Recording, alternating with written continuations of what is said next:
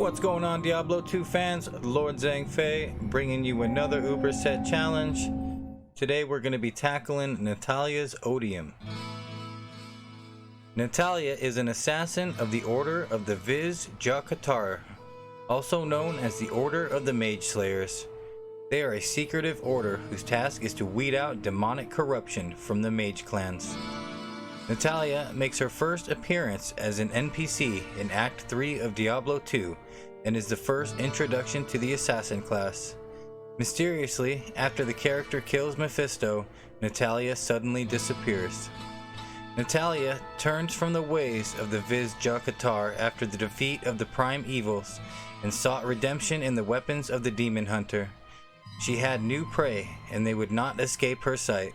Treading through the blood of demons brought her some small semblance of peace. Natalia knew how to use the darkness as a weapon, and finally a symbol of the old ways. Those are excerpts from the Natalia set in Diablo 3, which is for the Demon Hunter class and features 7 new items. But let's check out her set in Diablo 2.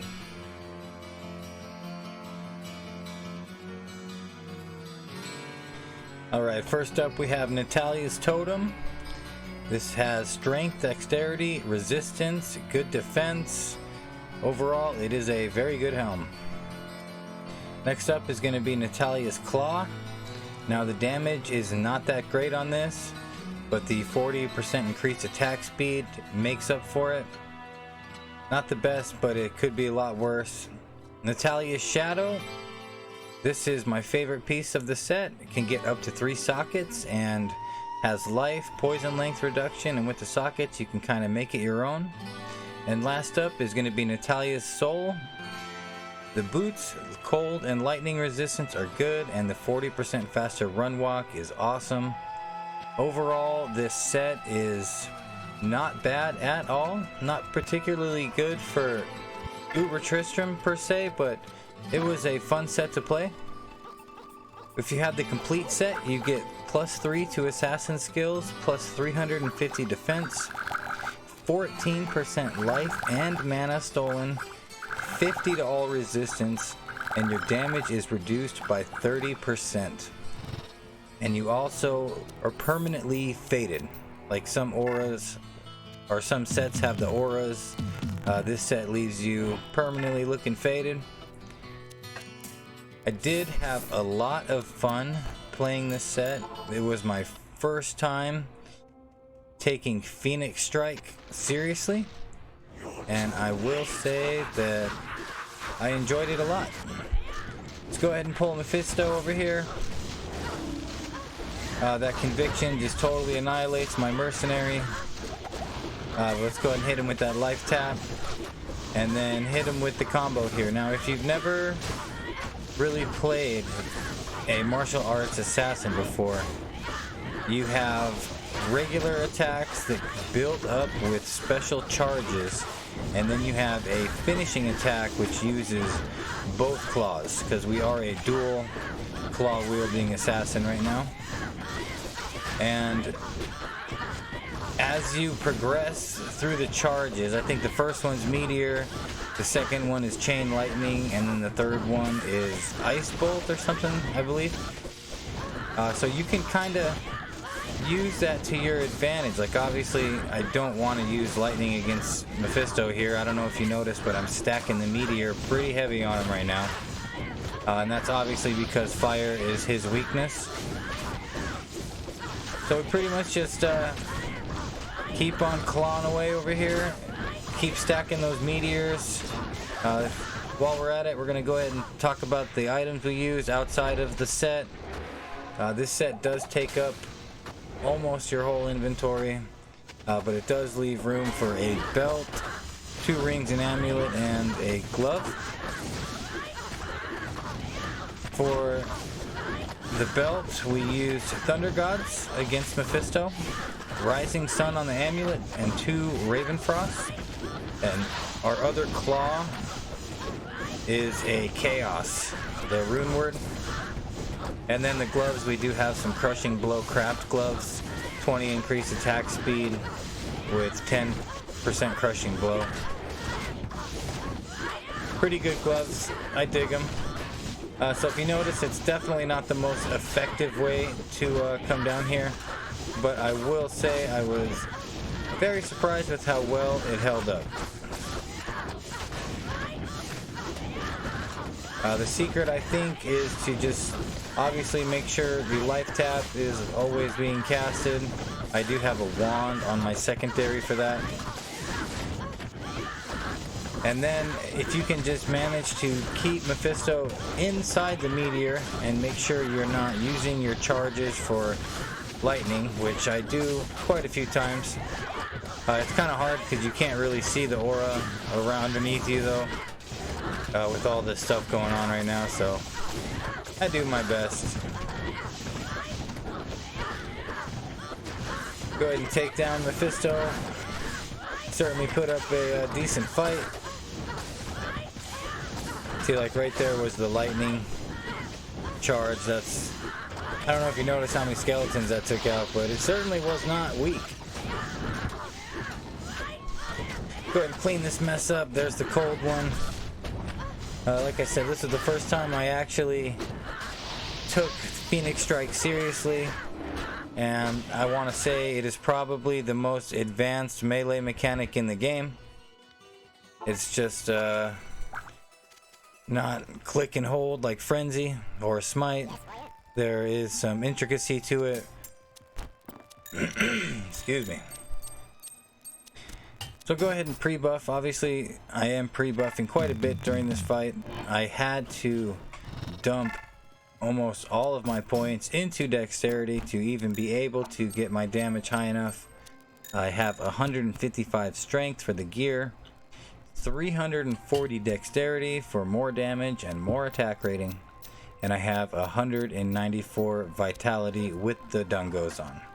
I did switch my belt up since we are done with big lightning attacks. We have Diablo's lightning hose, but that's half physical, half lightning. It's not nearly as bad as dealing with Mephisto's problems. Some of the breakpoints that we did hit, we are at 72 faster hit recovery, 62 with the Thunder Gods, and that hits the breakpoint of 48, which is 5 frames per animation. For the damage reduction, seeing as the set does grant you 30% damage reduction, which is just huge. We are at 45% damage reduction against Baal and Diablo with the Verdungo's belt on, and 48% against Mephisto, because we did use Fade against Mephisto to combat his conviction, and every level you have in Fade is 1% more in the damage reduction. So Baal takes a lot of hits as usual, but he actually went down pretty fast. I was surprised. I think what was really holding me up with Mephisto was me getting hit so many times. So he had so many skeletons out there just laying into me. But Baal, who normally takes the longest, certainly isn't killed quick here, but I was expecting a little bit of a longer fight, to be honest with you. For our attack rating, we have 26,000 attack rating for Dragon and 20k attack rating for Phoenix Strike. And our Phoenix Strike damage is 946 through 2,124. And it is 1,000 through 2.4 on one claw, and 1,000 through 3.3 with the Chaos Claw. I think I had that mixed up. I said Phoenix Strike, but I really meant Dragon Claw to begin with. That is without the might from our mercenary. It does go up a little bit, pretty high. At least what I thought was pretty high. It's kind of hard to get a martial arts assassin loaded up real high with damage. I did learn that. But you got to use the elemental aspect of it to your advantage. I did use a Phoenix weapon on my mercenary, and you're probably wondering why would I do that. Well, you know, I found out something pretty cool. If you use Phoenix on your polearm, the survivability of him goes up tremendously, especially if it was a high roll on the fire absorb. I do stack that with Steel Shade just to give him more survivability. It doesn't work so well in this run, to be honest with you. I think he dies twice, but his auras really weren't totally necessary for this. Before I forget the skills, we did max out Fist of Fire, Claws of Thunder, Phoenix Strike, Dragon Claw, Claw Mastery, and we put 1 point into Burst of Speed, Fade, and Weapon Block. And of course, we're not using Fade against our fight here for Diablo and Baal. We are using Burst of Speed. I didn't need the resistance, and I could have made up the damage reduction by putting on the Verdungo, so being able to escape really quick seemed more important to me.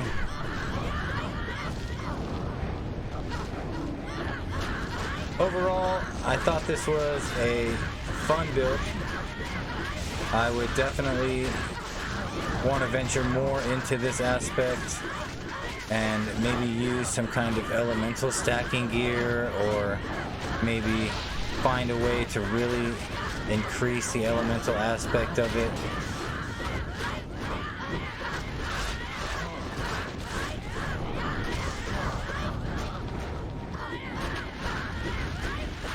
Diablo is certainly a pain right now.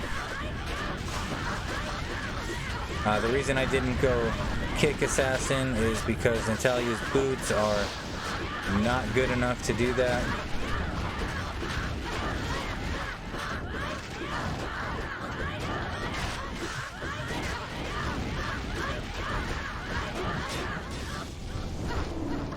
So I was stuck using this method here. Obviously, for traps, you're not going to get too far. So it seemed like the only option. But he's pretty much done for.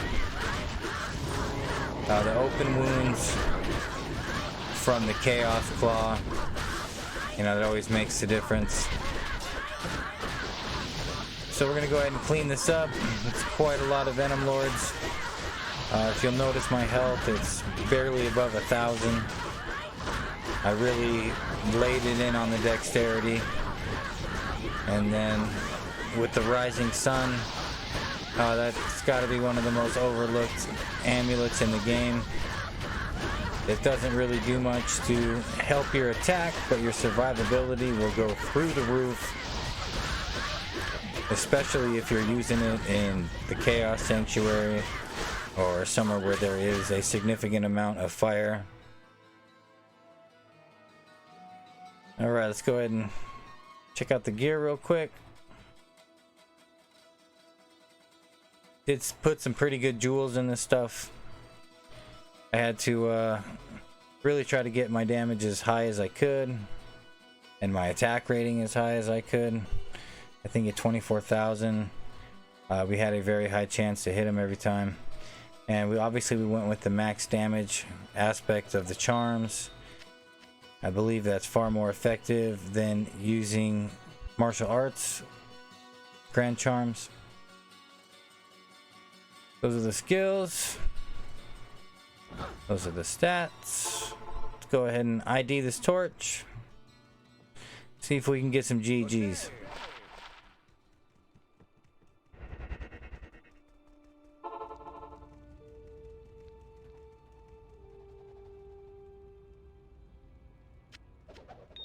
What we got? Oh, hey, at least it's an assassin one.